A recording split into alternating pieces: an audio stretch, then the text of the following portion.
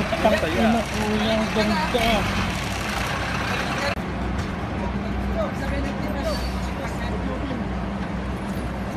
Teka, saan yung tangke? Saan yung mag-tripay?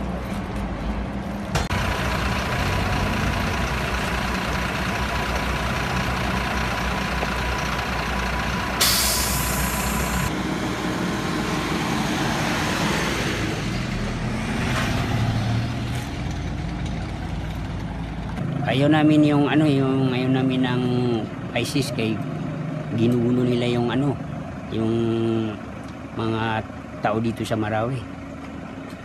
Lalabang kayo.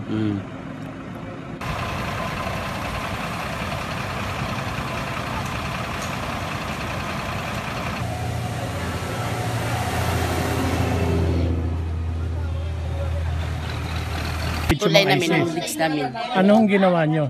Lumabang kami. Sinabi ko sa mga tauhan ko na labanan natin yung ISIS para hindi maputol yung bridge namin. Anong ginawa ng ISIS?